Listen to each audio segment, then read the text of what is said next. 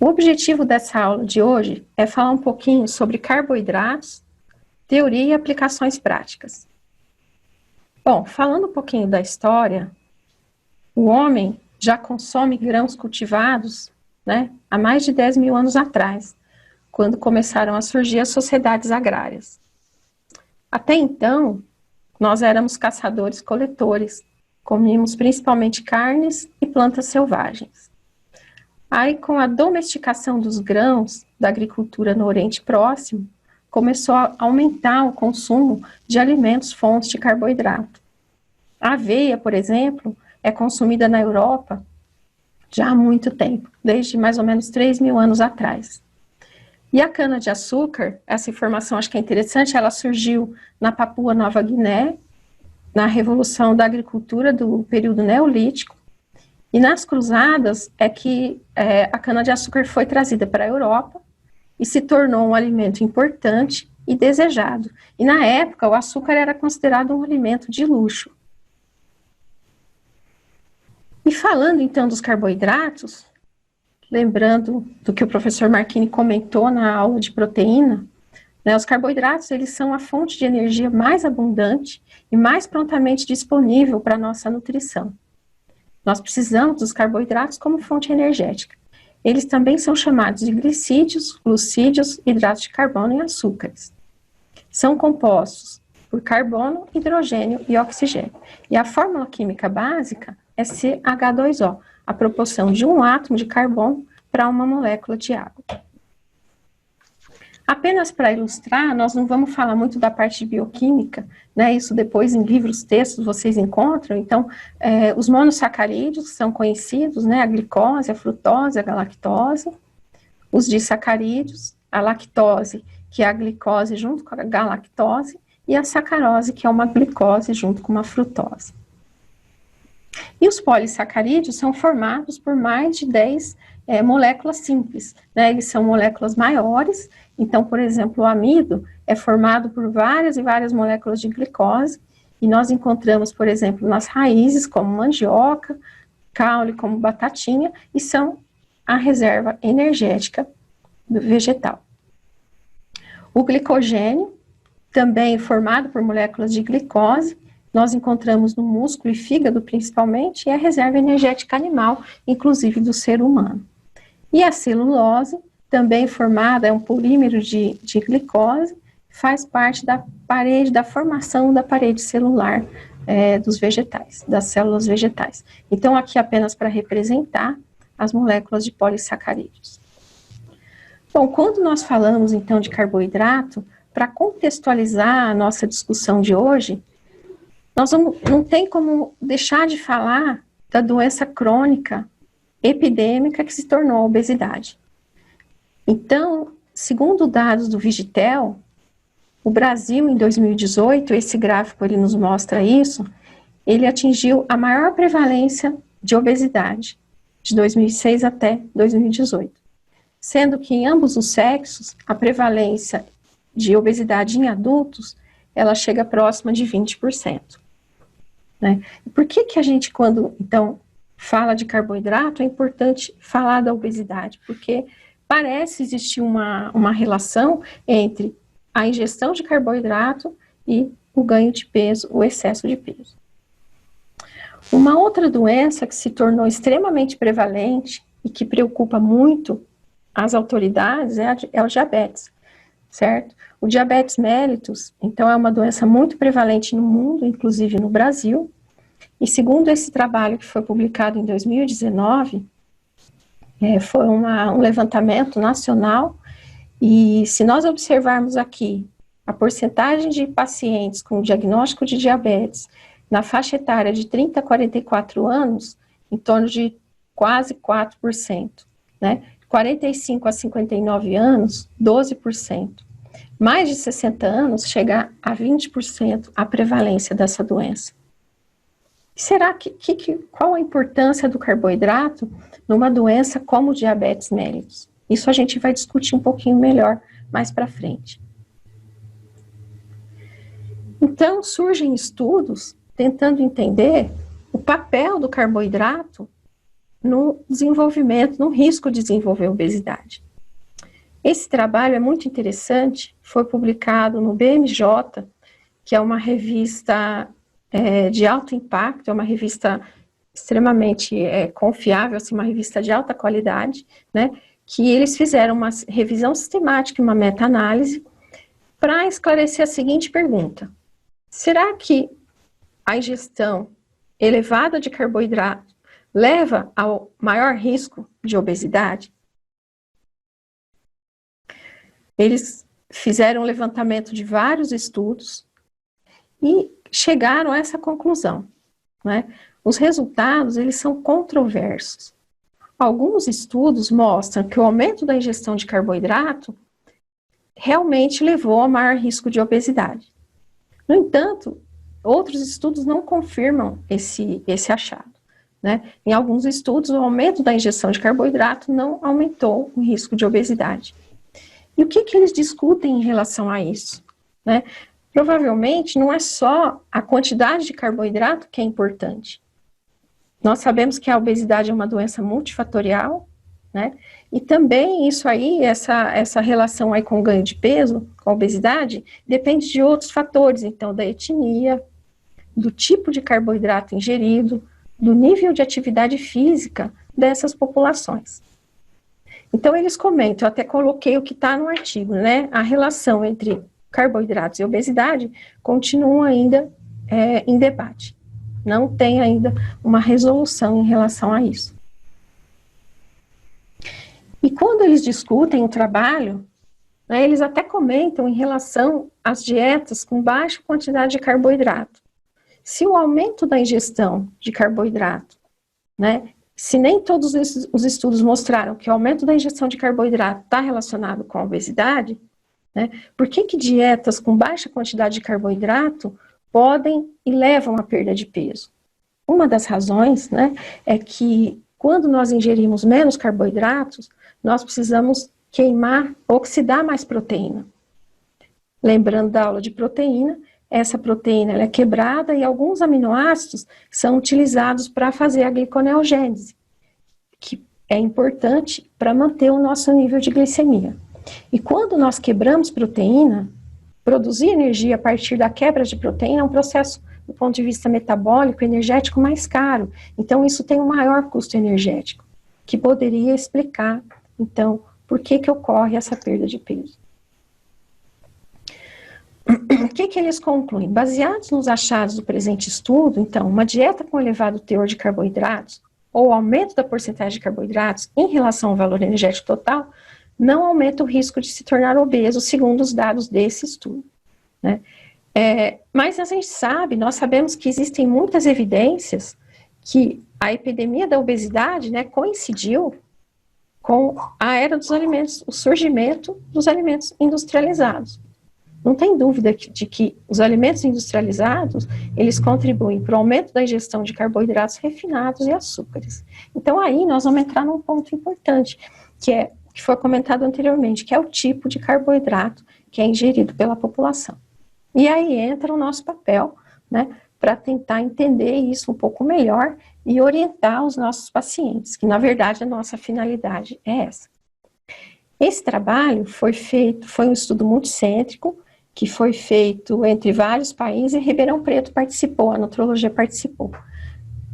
Qual foi o objetivo? Avaliar a quantidade, a densidade calórica de refeições habitualmente consumidas pela população no horário do almoço. Então, aqueles restaurantes que têm prato feito ou que vendem marmitex, nós quisemos avaliar em vários países qual era a quantidade calórica desses pratos, certo? Aquele prato feito que o pessoal come aqui no Brasil, né? Então, participaram Brasil, Gana, Finlândia, Estados Unidos, China e Índia. E aqui eu chamo a atenção da nossa cidade de Ribeirão Preto. Nós fomos até os restaurantes que tem no centro de Ribeirão Preto, na região, no raio, em volta do campus, e coletamos várias refeições de prato feito e marmitex. Fotografávamos essas refeições e depois foi medido o conteúdo energético, né? Então, o que chama atenção aqui se vocês observarem, essa aqui é uma refeição que era vendida em um desses restaurantes. Vejam a quantidade de arroz que tem nesse prato, né? E olha só, o conteúdo energético disso daqui foi de quase 800 quilocalorias. Será que a gente imagina que um prato feito, o pessoal não está comendo fast food, está comendo prato feito, será que é bom? Né? Mas estamos vendo que também oferece uma quantidade calórica grande e muito carboidrato. Bom, e quando o paciente chega para nós, o que nós vamos avaliar? Quando nós olhamos para esse prato aqui, nós vemos arroz, tem verdura aqui, tem uns pedacinhos pequenininhos de brócolis, né? Mas é massa com batata e arroz. Então, é um prato aí extremamente rico em hidrato de carbono. E quais são os alimentos fonte de carboidrato? Os cereais, as massas, a batata, a mandioca, batata doce, por exemplo, as frutas, os vegetais, também são alimentos fonte de carboidrato. Quando nós vamos, então, entender um pouquinho melhor em relação a isso, surge aquele conceito, né, que o paciente muito frequentemente chega para a gente perguntando: doutor, eu posso comer arroz branco ou eu tenho que comer arroz integral? Qual que é, o que conceito, né, que tem por trás dessa pergunta, então, dessa informação? Aqui, essa figurinha, ela foi retirada de uma tese, né, ele mostra como é que é o grão do arroz, certo? Então, o arroz refinado, né, o arroz mais processado, quando nós ingerimos esse arroz, o que fica é só o endosperma, que é essa região interna branquinha, onde é mais rica em carboidrato e proteína. E essa região em volta do arroz, né, quando só tira a casca, que eles chamam de pericarpo, né, essa região aqui, essa parte do arroz, ela contém nutrientes, contém substâncias, compostos bioativos, então, substâncias antioxidantes, vitamina E, vitaminas do complexo B, fibras. Então, quando nós ingerimos, e o germe, que também é retirado no processo de beneficiamento do arroz, ele contém também vitaminas e algumas gorduras boas, vamos dizer assim. Então, a ingestão do alimento do cereal integral, do ponto de vista nutricional, nutritivo, ela é melhor, porque nós ingerimos, além do carboidrato, esses outros nutrientes que foram falados. E aí, então, falando do alimento integral, nós lembramos do conceito de índice glicêmico, né? O que é o índice glicêmico? É o aumento da glicemia que ocorre é o pico de glicemia e o aumento da glicemia que ocorre até 2 horas após a ingestão de um alimento que tem carboidrato. E é calculada essa área sobre a curva. Então, aqui nessa figura, ele mostra um alimento que tem um baixo índice glicêmico e um alimento que tem um alto índice glicêmico. Aquele que tem alto índice glicêmico, ele provoca um aumento mais rápido e maior da glicemia durante esse período de 2 horas. E aí, então, existe a classificação dos carboidratos em relação a esse índice glicêmico, quer dizer, o quanto eles fazem aumentar a nossa glicemia, certo? E esse índice, ele afeta a glicemia. Aqueles alimentos que têm um índice glicêmico menor, eles são digeridos, absorvidos e metabolizados de maneira mais lenta e causam um aumento menor e mais lento da glicemia, não dá aquele pico tão grande, né? Então, a literatura considera um alimento de índice glicêmico baixo, quando ele tem um índice glicêmico menor que 55, médio de 55 a 70 e alto acima de 70. E como é que nós vamos saber essa informação? Existem tabelas já que mostram para nós esses valores e quais alimentos que têm maior ou menor. E o que influencia, então, esse índice glicêmico, falando do alimento? O próprio processamento, certo? Então, aqueles grãos triturados e refinados, eles foram submetidos, então, à remoção daquela casca que nós mostramos e do germe, né? Isso faz com que o alimento tenha maior índice glicêmico, ele é absorvido mais rápido. O grão moído, mais fino, também é digerido mais rápido. O conteúdo de fibras dos alimentos, aqueles alimentos ricos em fibras, eles contêm menos carboidratos, eles são digeridos desculpa, eles são digeridos mais lentamente, certo? A maturação das frutas, as frutas maduras têm maior índice glicêmico, e o próprio conteúdo de lipídios e ácidos da refeição, porque o lipídio e os ácidos, eles retardam o esvaziamento gástrico. Então, isso prolonga o processo de digestão dos carboidratos. E aqui, então, tem essas tabelas estão disponíveis na internet. Tem um artigo publicado no American Journal of Clinical Nutrition há muito tempo, e que ele traz as tabelas com um enorme número de alimentos e essa informação do índice glicêmico. Então, aqui os vários grupos, né, mostrando isso aí. Aí surge um outro conceito, que alguns autores consideram que é mais interessante do que o índice glicêmico. É a carga glicêmica, que é o índice glicêmico multiplicado pelo conteúdo de carboidrato do alimento. Vou dar um exemplo. Tem alimentos que têm o índice glicêmico alto, porém, a quantidade de carboidrato que tem naquele alimento é baixa. Então, o índice glicêmico é elevado, mas a carga glicêmica não é tão grande, porque o alimento tem menos carboidrato. E será que isso é importante do ponto de vista clínico, né? Então, duas meta-análises que estão descritas aqui embaixo, elas mostraram que a menor carga glicêmica, ela é interessante para melhorar o controle de diabetes e também é interessante, foi associada com menor risco de eventos cardiovasculares.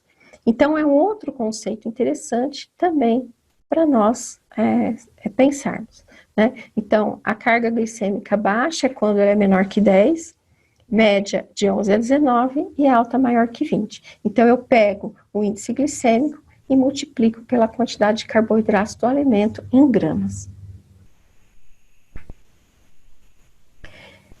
E aí, para mostrar, né, tentar mostrar o efeito do índice glicêmico da dieta na glicemia no paciente diabético. Então, o paciente é diabético, né, o meu paciente diabético que eu estou atendendo, vou prescrever alimento para ele.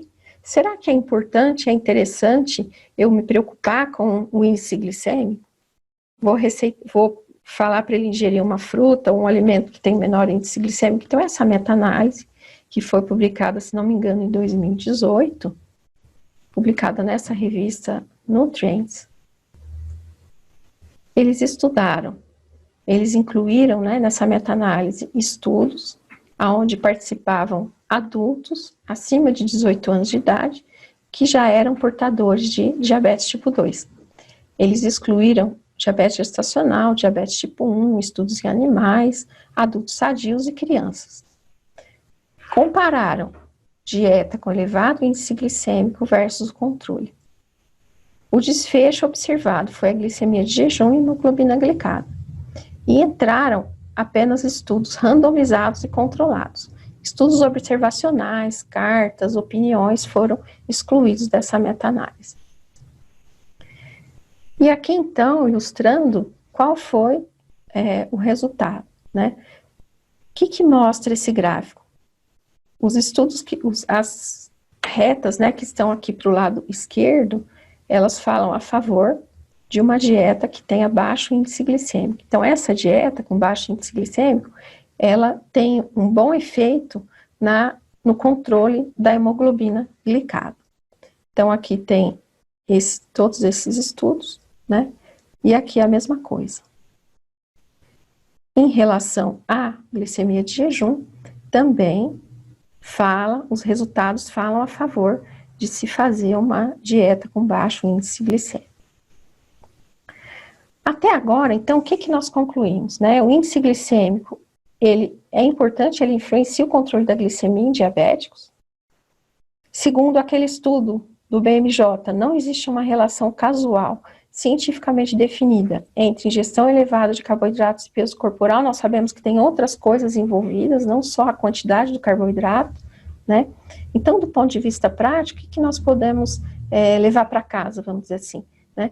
O paciente diabético, para ele, é importante a quantidade e a qualidade de carboidratos, certo? E para o paciente com obesidade, é importante a quantidade calórica total, né? E aparentemente a qualidade do carboidrato que ele ingere.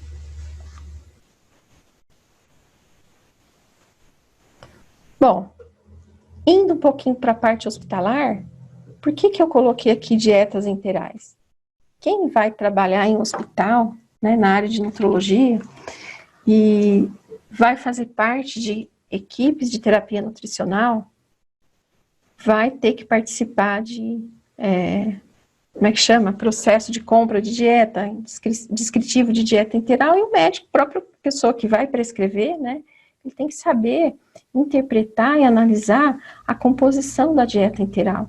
E aqui, como nós estamos falando de carboidratos, eu vou citar, então, vou mostrar uma tabela, que foi um trabalho feito pela professora Selma, que foi publicado, e aqui ela pegou dietas integrais, aqui não está identificado, os laboratórios não estão identificados, então ela pegou dietas integrais de vários laboratórios, vocês vejam que tem aqui frasco líquido, tem sistema fechado de 1 litro, são vários tipos de dieta, mas o que nós queremos chamar a atenção é em relação a essa coluna daqui, ó, que está mostrando a fonte de carboidrato da dieta.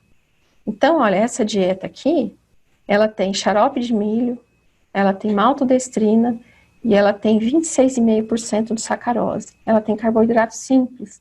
O que existe no xarope de milho em grande quantidade? A frutose, certo? E as outras dietas, elas são basicamente a base de maltodestrina. Essa daqui, ela tem sacarose e essa daqui, ela tem frutose. Então, eu conhecendo, entendendo o que é a maltodestrina, entendendo o que é a sacarose, entendendo o que é a frutose, isso vai ajudar na escolha das dietas integrais. Tá? Depois a doutora Juliana vai comentar com vocês alguma coisa em relação aos módulos de carboidrato que existem também quando precisa ser aumentada a oferta de carboidrato em determinadas situações do paciente hospitalizado. Tá? Bom, e a frutose? Existe muita controvérsia, muita coisa em relação à frutose. Eu não sei da experiência de vocês, mas é muito comum o paciente chegar perguntando para a gente se ele pode comer fruta. Para mim, vários já perguntaram, doutor, eu posso comer fruta? Por quê? Ah, porque a fruta tem frutose. E todo mundo fala que a frutose faz mal. Então, essa informação é uma informação importante. Será que a frutose faz mal? O que é a frutose? É um monossacarídeo, componente das frutas, ele faz parte também da molécula da sacarose e tem abundância no mel. Faz mal ou não faz mal? Aqui, essa tabela mostra, a quantidade de frutose que tem várias frutas aqui, tá vendo? Essa quantidade, a unidade aqui é em gramas por 100 gramas. Então, com essa informação, a gente consegue ver os alimentos das frutas e hortaliças e vegetais que têm uma quantidade maior de frutose. Mas nós não respondemos a pergunta ainda, A frutose é um monossacarídeo que tem um metabolismo diferente da glicose, que também é um monossacarídeo, certo? A frutose, ela é absorvida diretamente no enterócito através de um transporte, por meio de um transporte passivo. Ela cai na corrente sanguínea, na veia porta, chega no fígado, e a frutose, ela é metabolizada somente no fígado. Ela não precisa da insulina para entrar na célula. E quando nós ingerimos frutose em excesso, não é bom. Por quê? A frutose, ela não passa por todas essas etapas pelas quais passa a glicose quando é quebrada. Tá? A frutose, através da frutoquinase, ela já vira frutose 1-fosfato, e quando nós ingerimos em grande quantidade, ela serve de substrato para a formação do glicerol e aumento dos acilgliceróis que vão virar VLDL no fígado, certo? Agora, o que seria esse excesso de frutose? A frutose de adição, a frutose que é adicionada nos alimentos industrializados. A frutose da fruta, nós podemos dizer assim, a natureza, ela traz para a gente daquele jeito na fruta, né? Então, na fruta tem fibra, na fruta tem vitaminas, tem minerais, certo? Então, comer fruta pode. Lógico que não pode comer uma melancia inteira, né? Um cacho de banana inteiro. Mas comer a fruta orientada por um profissional, não tem problema, certo? O que faz mal é a frutose em excesso, né? Tem até uma história, assim, que a literatura traz que na época que começou a aumentar muito a incidência, a prevalência de obesidade nos Estados Unidos, começaram a culpar o excesso de gordura dos alimentos, né? Então, o que que a indústria fez? Ela diminuiu a gordura, mas aumentou o carboidrato. E começou a adicionar xarope de milho, né? Aquele xarope de milho nos alimentos, que são muito ricos em frutose. Então, os americanos, e a gente acabou imitando isso, né? Começaram a consumir uma quantidade muito grande desse açúcar, tá? Então, cuidado, né, na hora de nós orientarmos os nossos pacientes. Bom, como nós estamos falando de carboidrato, né, vamos falar um pouquinho da famosa dieta low carb. O que seria uma dieta low carb? É aquela dieta em que o carboidrato, ele, em relação ao valor energético total, ele corresponde a menos de 20%. A pessoa ingere em torno de 60 a 130 gramas por dia de carboidrato. O que os defensores dessa dieta falam? Né? Que dietas com baixo teor de carboidrato e elevado teor de proteína favorecem a quebra do tecido adiposo e a perda rápida de peso sem efeitos colaterais significativos a longo prazo. E aí é importante nós lembrarmos, né, que, obviamente, o paciente que está fazendo a dieta low carb, ele não está em jejum, né, mas ele está ingerindo uma quantidade de carboidrato menor do que aquela que ele precisa, vamos dizer assim. Então, ele vai quebrar gordura, mas ele também vai quebrar proteínas. E quais seriam os efeitos colaterais dessa dieta? O paciente entra no estado de cetose, né? Então, fadiga, constipação, cefaleia, e ficar de olho para ver se o paciente não desenvolve deficiências nutricionais. Aí, esse trabalho, que foi publicado em 2018, ele faz a seguinte pergunta: para a prevenção de sobrepeso e obesidade, uma dieta com baixa quantidade de carboidrato e alta quantidade de gordura, né, ela é recomendada? Quais os pontos-chave desse trabalho? Né? Para pacientes com diabetes, por exemplo, o que é importante? Comer menos e uma menor quantidade calórica. Isso vai favorecer a perda de peso e a melhora metabólica. Os estudos com dieta low carb que eles encontraram em pessoas com obesidade e diabetes duraram de semanas até 2 anos. E realmente tiveram efeitos favoráveis na perda de peso, na glicemia e na insulinemia. Entre os efeitos indesejáveis, eles chamam a atenção para o aumento do LDL colesterol.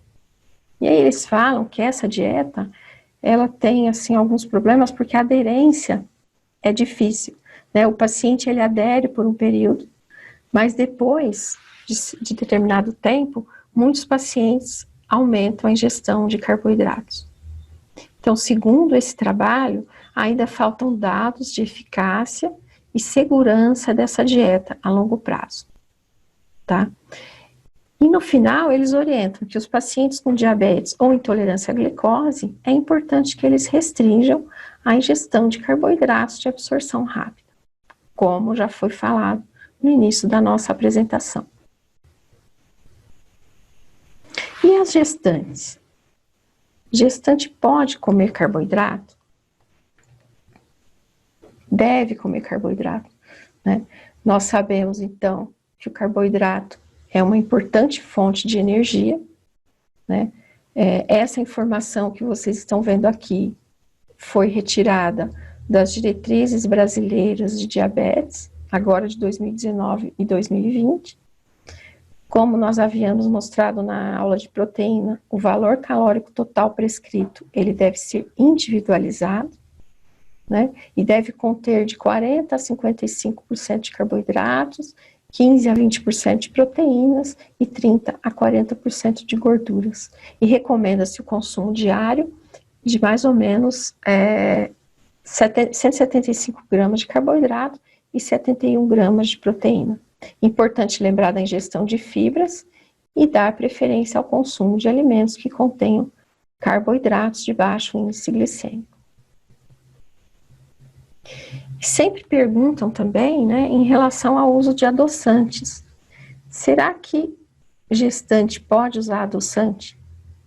Essa informação também foi retirada do mesmo guideline, das mesmas diretrizes, né, e são escassos os estudos de segurança de uso de adoçantes na população de gestantes. Eles falam que aspartame, sacarina, acesulfame e sucralose podem ser usados como alternativa para a substituição da sacarose, no entanto, com moderação. E aí eles seguem os limites diários recomendados pela OMS e aceitos pela Anvisa. E aqui tem, então, a quantidade, né, que seria a quantidade máxima de adoçante que elas poderiam consumir. Um outro conceito que tem aparecido bastante, né, que tem um nome até estranho, são os FODMAPs, né? A doutora Juliana gosta bastante de estudar os FODMAPs. Então, o que são esses FODMAPs? São os oligosacarídeos, lembrando que os oligosacarídeos são os carboidratos que têm de 1 a 10 moléculas, 1 a 10 monossacarídeos, tá? Então, são oligosacarídeos, disacarídeos, monossacarídeos e polióis. Isso é o que significa essa sigla, né? E o que é isso? São carboidratos, então, que tem de 1 até 10 açúcares, e a particularidade é que eles não são digeríveis e eles são pobremente absorvidos no intestino delgado. Com isso, eles são fermentados pela microbiota, né? E onde que eles estão presentes? Nas frutas, vegetais, legumes, cereais, no mel, né? Por que no mel? A frutose é considerada um FODMAP. Leite, derivados e adoçantes. Adoçantes que têm esses açúcares do álcool, né? Quais são eles? Frutose, lactose, frutanos, oligosacarídeos e polióis. Mas onde que tem isso? Onde que nós vamos encontrar? Então, essa tabela, que foi retirada dessas fontes que estão aqui embaixo, ele traz o tipo de FODMAP e aonde que encontra, né? Então, a frutose, nós sabemos, ela tem no xarope de milho, no mel, maçã, pera, manga, todas essas frutas aqui. A lactose, leite de vaca, leite de cabra, leite de ovelha e assim por diante. Os frutanos, né? Cebola, alho, alho poró, trigo, chicória, né? Tem a presença desses oligosacarídeos. Os galacto-oligosacarídeos, lentilhas que não foram enlatadas, grãos de bico que não foram enlatados. E os polióis, xilitol, manitol, sorbitol, glicerina, tem na maçã, tem no damasco e tem nesses outros alimentos. Os FODMAPs, né, nós trouxemos aqui para gente conhecer, né, mas a gente vai estudar melhor esses FODMAPs, os efeitos deles, quando que esses alimentos, é importante que eles sejam restritos, né, no módulo que nós vamos discutir doença do trato gastrointestinal. Mas, de uma maneira geral, as pessoas que têm síndrome do intestino irritável, normalmente elas não toleram muito esses FODMAPs, né? Então, tem muitos trabalhos na literatura mostrando quais são os efeitos desses alimentos em pacientes que têm problemas no trato gastrointestinal. E aqui, essa tabela, ela traz os alimentos ricos e pobres em FODMAPs. Então, naquele paciente que tem intolerância a esses alimentos que tem muito FODMAP, nós vamos orientar que ele diminua a ingestão desses alimentos e aumente a ingestão dos alimentos que são pobres em FODMAPs. Aqui mais alguns exemplos, né? Então aqui ficou meio misturado nessa referência, mas desse lado esquerdo, os que são ricos e aqui os que são pobres. E aqui a mesma coisa, né? No grupo das hortaliças e leguminosas e no grupo dos cereais e massas. Agora, a doutora Juliana vai apresentar o caso clínico, chamando a atenção de vocês de alguns aspectos. A gente trouxe esse caso para ilustrar algumas coisas e depois a gente vai discutir. Não, só antes, né? Estou tendo uma aula de carboidrato, né? A importância na minha prática clínica, né? Se eu for falar módulo de carboidrato, né? Eu tenho o ERAS, eu tenho um projeto Acerto, onde para melhorar a resposta ao trauma, né? Eu posso fornecer maltodextrina nesse paciente 2 horas antes da cirurgia. Então ele vai ter uma resposta metabólica melhor do que o paciente que ficou com mais tempo de jejum. Tá? Assim, em relação às dietas interais, quando eu vejo lá na formulação que a doutora Vivian falou, né, eu quero uma fórmula, eu preciso usar uma fórmula específica interal para um paciente diabético. Olha, eu posso olhar na descrição dos componentes da dieta interal, em que eu tenho maltodextrina, eu posso dar maltodextrina para o paciente diabético? Posso, né? O que eu tenho que ter cuidado lá, né? Olha, é uma dieta que está com carboidrato, é mais nas custas de sacarose. Então, assim, eu olhando isso, eu não tenho evidência que paciente diabético precisa receber fórmula enteral específica para diabetes. Eu tenho que controlar a glicemia, às vezes, com insulina. Tá? Então, as fórmulas específicas para pacientes enterais para diabetes, geralmente eles têm um pouco mais de gordura e tem os carboidratos com índice glicêmico menor. E tem a adição de fibras também, que isso às vezes pode dificultar o esvaziamento gástrico de um paciente diabético que às vezes tem uma gastroparesia. Só para fazer um adendo, né? E assim, o FODMAP, como a doutora Vivian falou, é para paciente com intestino irritável, né? Assim, eu não fico a vida toda usando o FODMAP, a gente vai ver mais na frente. Eu faço uma exclusão por um tempo, de 4 a 6 semanas, e eu vou introduzindo os FODMAPs um por vez, mais ou menos. Então, assim, eu venho com um caso aqui só para ilustrar de um paciente atleta, né? Que eu atendi no meu consultório. Porque a gente vai ver, o atleta precisa comer, ele come carboidrato, ele come proteína e ele come gordura, né? E a depender da fase do treinamento, eu tenho que fornecer um pouco mais de carboidrato. Então, se às vezes eu estou em uma fase em que ele precisa secar um pouquinho, ou então está em uma fase porque eu tenho várias fases do treinamento, eu não preciso comer a mesma quantidade o tempo todo, né? Eu tenho variação de treinos, então minha quantidade de oferta energética para esse paciente vai variar. Então eu tenho um paciente aqui do sexo masculino, de 33 anos, que deseja fazer um acompanhamento saudável, né? E atividade física, né? Já fez acompanhamento com nutricionista, com outros médicos, mas abandonou, né? É hipertenso, usava Atacand 8 miligramas há 6 anos, tinha uma alteração renal, uma atrofia do rim direito, um terço de função, um rim esquerdo sem alterações, um refluxo gastroesofágico. Você tem que me passar. Desculpa. Não, volte, não, acho que volte uma, né? Não, pronto, mais uma. Não está fazendo na época, né? Não estava usando suplemento, tinha usado em 2014, ele usou whey, BCAA, creatina, termogênico, né? Então ele tinha uma atrofia do rim, né? Não tinha nenhum outro problema além da hipertensão e do refluxo, tinha uma alergia a mofo, né? Não tem filhos, ok, Vivian? De antecedentes familiares, né? Pai diabético, mãe hipertensa, avô cardiopata, um avô com tumor renal e um infarto, um avô com câncer gástrico. Só uma história que ele me falou, né, porque ele cansava de fazer dieta, porque toda hora vinha uma dieta da moda, né? Então, assim, a gente já sabe que tem a fase dieta cetogênica, tem a fase low carb, agora é a dieta seca a barriga, é a dieta gluten free, lactose free para todo mundo, né? E quando a gente faz uma análise de todas as dietas que propõem uma perda de peso, se eu sigo a orientação, toda dieta faz emagrecer, né? Então, é um paciente que nadava cerca de 4 a 5 vezes por semana, 90 minutos, e nesses 90 minutos ele nadava aproximadamente 3.000 metros, e ele vem com o registro alimentar dele, né?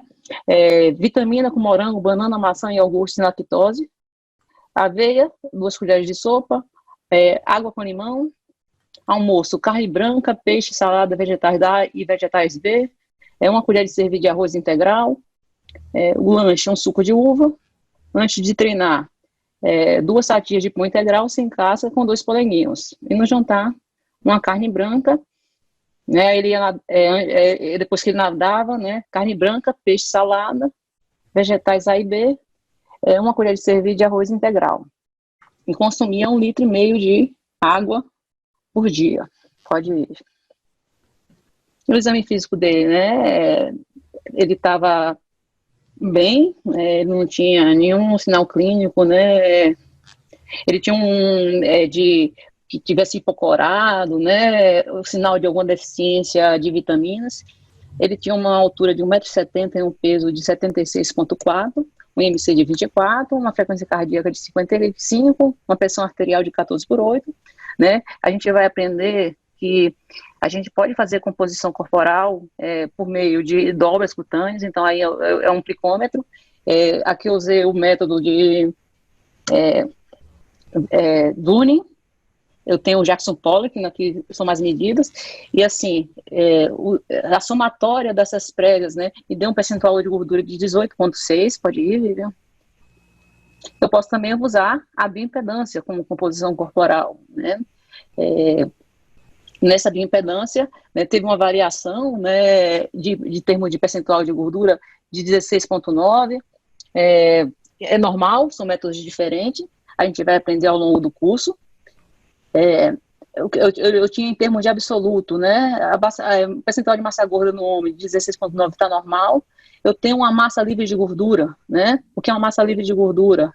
É o meu peso total menos a quantidade de gordura em quilos que eu tenho, então aí é 62,5, isso é importante eu saber, porque é uma forma de eu saber quanto de oferta energética eu vou dar para o meu paciente, ok? Pode ir, né? Os exames de sangue dele, né, ele não tinha nenhuma alteração de função renal, o rim estava começando, não tinha anemia, ok, pode ir. E as recomendações, tá? Pode ir. Eu posso calcular, né, necessidade de energéticas do paciente, que é o gasto energético total, né, pela taxa metabólica basal, o efeito térmico, né, da alimentação, e eu tenho o quanto eu vou gastar com meus exercícios físicos, né. A taxa metabólica basal, né, geralmente pode variar de 38% a 47% do gasto energético total em um atleta, e o efeito do exercício, dependendo do exercício físico e de quão intenso é a atividade física desse paciente, pode gastar até mais que 50% do GET, do gasto energético total, tá? Eu tenho, né, quero estimular, às vezes, o anabolismo nesse meu paciente. Então, uma das recomendações do Colégio Americano de Medicina Esportiva é que eu oferte cerca de 45 calorias por quilo de massa livre de gordura por dia. E, digamos que eu tenho um paciente que precisa emagrecer. Teoricamente, eu poderia estar oferecendo 30 calorias da massa livre de gordura do meu paciente. Para quê? Por que isso? Para eu evitar que eu perca massa muscular. Ok, pode ir, Vivian. Pode entrar. Eu posso usar, né, fórmulas, né, equações estimativas, usando peso, altura e idade do paciente. Pode ir, Vivian. Eu calculando, então, a taxa metabólica basal, com os dados que eu tenho do meu paciente, daria em torno de 1.710 calorias.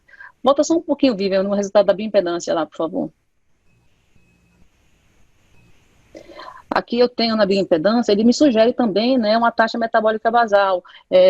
Embaixo, a quarta linha, Vivian, a taxa metabólica de 1.720 calorias, é uma ferramenta que eu tenho, então a basal seria em repouso. Ok, pode ir, Vivian. O método padrão ouro seria a calorimetria indireta. Pode ir. E assim, eu tenho também, né, a depender do estímulo que eu estou fazendo, o nível de intensidade da atividade física, eu tenho que fazer uma correção, né? Eu tenho que fazer o fator de nível de atividade. Então, eu tenho meu basal, então, se eu sou um atleta de elite, eu posso multiplicar o meu basal por até 2 vezes. Então, preciso de 1.000 calorias, vezes 2.000 calorias, ok? Pode ir, Vivian. E assim, a classificação de nível de intensidade, né, ela pode ser classificada desde muito leve, a gente vai aprender isso, né, na aula de medicina esportiva, né, onde eu vou calcular, às vezes, meu VO2, seja por ergospirometria, que a gente vai ter aulas específicas, ou então baseado em uma frequência cardíaca de acordo com o nível de atividade física que eu estou executando. Pode ir, Vivian. Que tem os matches, né? Então, assim, não sei se vocês, quando andam na esteira, né, você, às vezes tem um nível de atividade física equivalente a 8 matches, 6 matches, então, a depender da minha idade, né, esse equivalente metabólico, né, vai variar. Se eu for mais novo, né, eu vou ter, para eu atingir uma frequência máxima, eu vou precisar de um esforço maior, tá certo? E se eu for muito idoso, né, 6 metros já pode ser considerado uma atividade máxima para esse paciente, pode ir, Vivian. E assim, tem pacientes, né, tipo de luta, que eu preciso ter uma perda de peso programada, ele tem que ser assistida, eu posso fazer uma restrição calórica, mas toda vez que eu tenho que fazer uma restrição calórica, né, e às vezes vai ser às custas de carboidrato, eu tenho que tentar aumentar a oferta proteica desses pacientes, tá certo? Para tentar preservar a massa muscular. Aquele meu paciente, né, quando assim, ele estava, né, caindo o rendimento, tá? Se eu fosse colocar, teoricamente, calculasse as necessidades, o que ele relata para comer, ele estava comendo abaixo do que ele precisa, né? E se às vezes eu sou um atleta e eu estou treinando muito, né, ou eu estou comendo menos, eu posso ter um overtraining. Em pacientes mulheres, né, a restrição alimentar, o excesso de treinamento, né, pode levar a alterações na composição corporal e hormonais, levando a menorreia, e isso pode levar a uma osteopenia e osteoporose, né, e isso é chamado, né, de tríade da mulher atleta. Pode ir, Vivian. Assim, como o tema da aula é carboidrato, né, eu preciso saber, né, quanto de carboidrato, quando eu vou orientar meu paciente, olha, vamos melhorar a sua alimentação. Vai depender do nível de intensidade do exercício físico que eu faço, tá? Então, se eu tenho uma atividade física leve, né, eu vou precisar em torno, por dia, de 3 a 5 gramas de caloria, de grama de carboidrato por dia. Se eu sou um atleta que faz alta intensidade, que eu treino mais de 4, 5 horas por dia, né, eu vou precisar, na montagem da minha dieta, 8 a 10 gramas de carboidrato por quilo dia, tá? Porque eu preciso dar glicogênio para o meu músculo. Pode ir. Então, assim, né, eu tenho aqui algumas recomendações de oferta de carboidrato por quilo dia de pacientes, de atletas, de acordo com o nível de atividade física, né? Então, assim, estou treinando 3 vezes por semana, caminhando 30 minutos, 3 a 4 vezes por semana. Posso comer um leão, né? 3 a 5 gramas por quilo dia de carboidrato por quilo de peso dia, tá? Eu brinco muito com o pessoal, né, que assim, muito, a gente acha que a gente está treinando e pode comer muito, assim, eu corro 42 quilômetros, eu gasto, em média, 2.200 calorias. Se eu for no McDonald's, pedir a promoção número 1 do McDonald's, o Big Mac, a batata frita e a Coca-Cola, são 1.800 calorias. Aí se eu pedir o sundae, a casquinha de sobremesa, deu meus 42 quilômetros que eu corri em 20 minutos, né, pensando nisso. Então, assim, uma aplicabilidade prática, né, às vezes o atleta não vai conseguir comer volumes grandes de alimentação. Pegar o Phelps, né, na época de áurea dele, ele comia aproximadamente 12.000 calorias, né? A dieta dele tinha carboidrato. Ele, em uma reportagem, disse que comia pizza, que comia hambúrguer, mas às vezes eu preciso fazer uso de suplementos para atingir essas necessidades energéticas do paciente, seja de módulos de carboidrato, seja de suplementos hipercalóricos. Pode ir, veja. E assim, eu também, digamos que eu vou orientar, eu tenho um paciente que vai fazer uma competição, então eu posso fazer sobrecarga de carboidrato para esses pacientes. Uma quantidade, vou correr uma maratona, tá certo? Eu posso preparar esse paciente, 90 minutos não dá para comer uma maratona, não vai ser não. Vamos lá, o recorde é 2 horas. Né? Então, assim, provas que eu estou preparando o paciente para uma prova de 90 minutos. Então, eu quero fazer a sobrecarga de carboidrato para esse paciente para dar glicogênio muscular para esse paciente. Então, a orientação seria eu fazer 24 horas antes, que esse paciente, ao longo do dia, ingerisse uma quantidade de 7 a 12 gramas de carboidrato por quilo dia. Tá certo? Se fosse, né, pronto, uma maratona, que o recorde masculino é 2 horas, né, 2 horas e 3 minutos, eu teria que fazer uma sobrecarga de carboidrato de 10 a 12 gramas por quilo dia, né, no dia anterior. E assim sucessivamente. Então, eu posso usar, né, a oferta de carboidrato de acordo com que fase que o meu paciente vai fazer, em que fase da competição vai fazer. E eu posso, acho que tem também, pode passar, Lígia, né? Eu posso também orientar o meu paciente a usar carboidrato durante o treino, tá certo? Vamos fazer meia hora de caminhada, preciso tomar o sachê de carboidrato?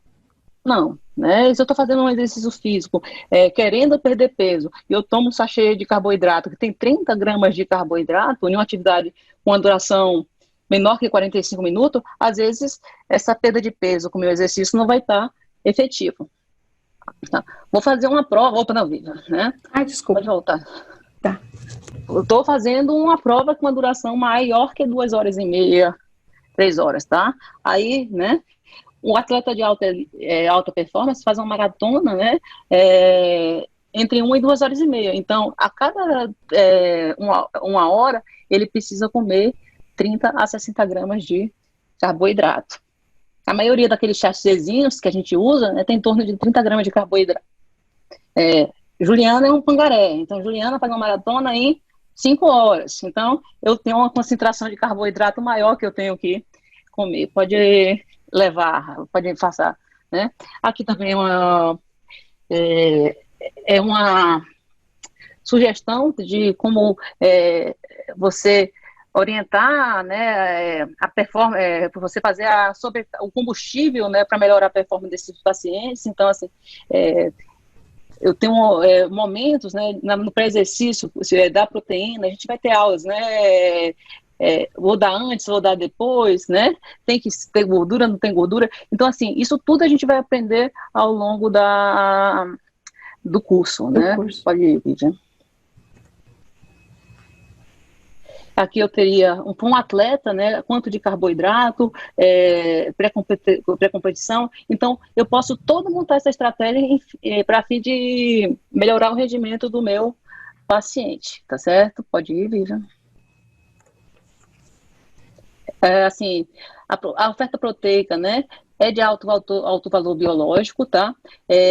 Assim, tem alguns autores que sugerem, quando eu estiver repondo carboidrato em provas longas, se eu associar com um pouco de proteína, o tempo de fadiga, né, de percepção de fadiga nesse paciente, ou seja, ele demora mais para ele se sentir fadigado. Então, são estratégias que a gente pode estar utilizando. Pode ir. Então, aqui é isso que eu estou dizendo, né? 0,8 gramas de carboidrato por quilo, mais 0,4 gramas de proteína por quilo. Então, assim, essa estratégia, né? Em exercício de longa duração, você fornecer o carboidrato junto com a proteína, o paciente vai demorar mais a exaustão. Pode ir, Então, voltando naquele paciente, tentando seguir, né, as recomendações, né, utilizando, ele estava com um percentual de gordura de 18, então assim, estava bom, estava, mas eu não estava tão definido, eu poderia querer emagrecer, então eu peguei a massa livre de gordura naquele paciente e multipliquei por 35 calorias, né? 62 vezes 35 deu em torno de 2.185 calorias. E eu dei, né, uma oferta proteica, tá? Eu poderia variar, chegar até 2 gramas. Eu não quis ultrapassar, né, 1,6. É uma dieta hiperproteica, é uma dieta hiperproteica. Ele falava para mim que ele tinha uma história, né, de uma disfunção renal, mas atleta não quer saber disso. Eu posso explicar o risco, eu tenho que acompanhar. Pode ir, Vivian. Então, aqui é um exemplo, né, da dieta desse paciente, um café da manhã, tá? O lanche da manhã, um almoço, com comida, né? Pode ir, Vivian. Aqui, no momento, eu não usei nenhum suplemento para esse paciente. Ele não queria usar suplemento, né?